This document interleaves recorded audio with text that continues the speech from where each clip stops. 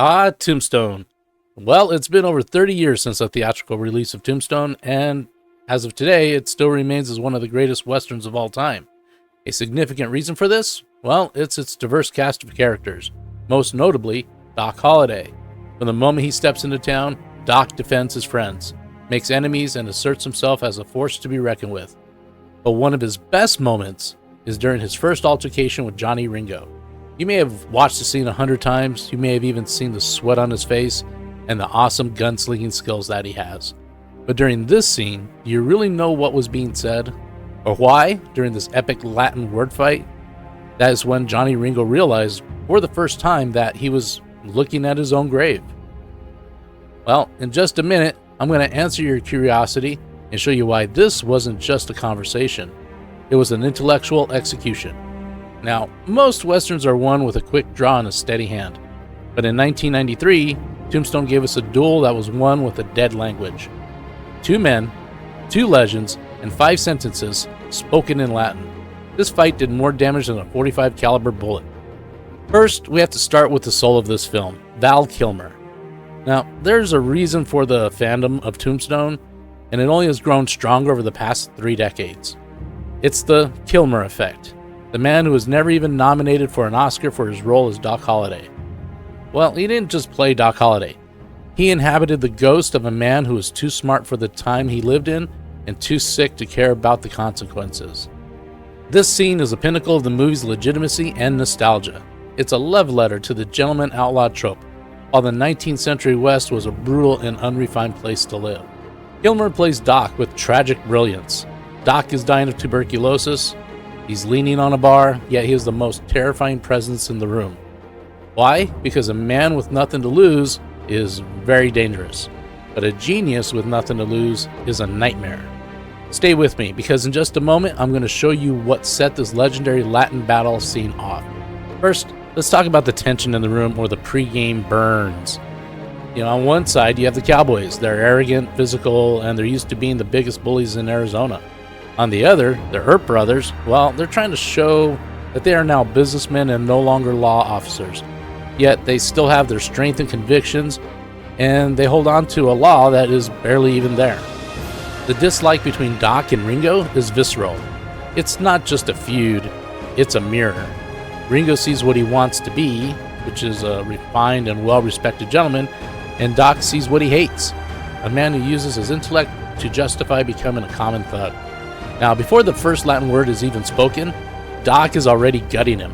He is mocking Ringo's educated man persona. He's basically telling him, "You're just a copy of the man I used to be." He insults him and disrespects him in front of a crowd. Then, to clutch it off, he tells everyone, "Reminds me of me." No, I'm sure of it. I hate him.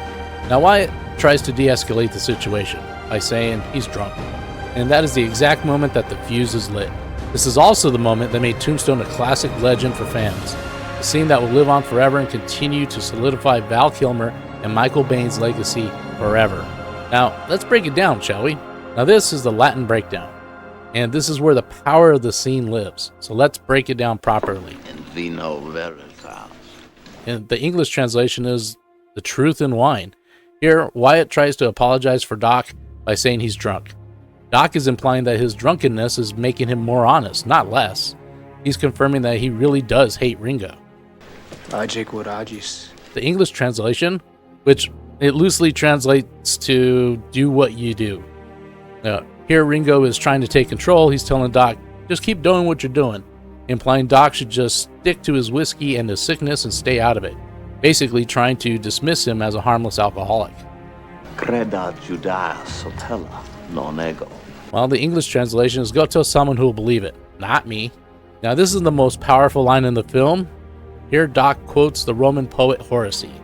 Here, it conveys Doc's dismissive attitude and wit, essentially saying, "Go tell someone who will believe it, not me."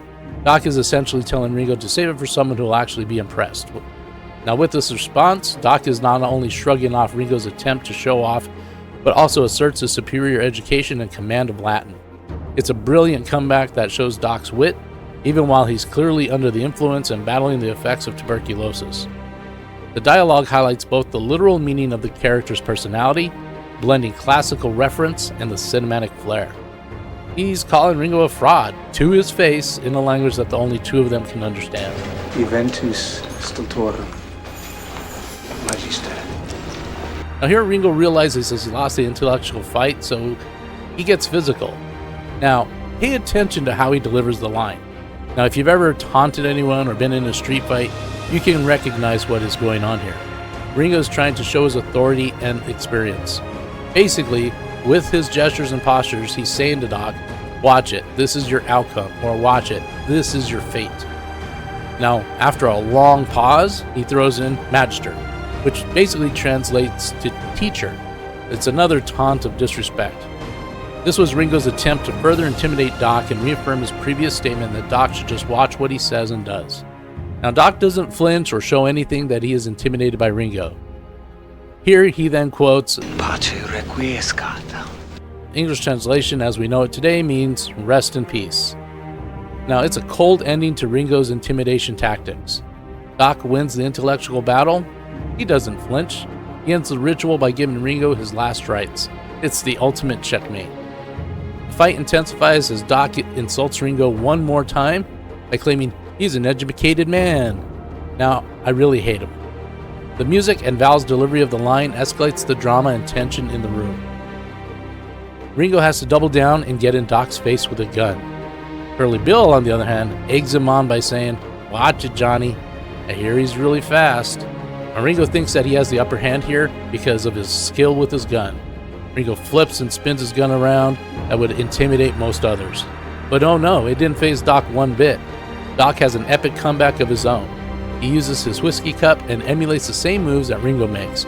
He mocks and humiliates Ringo even further.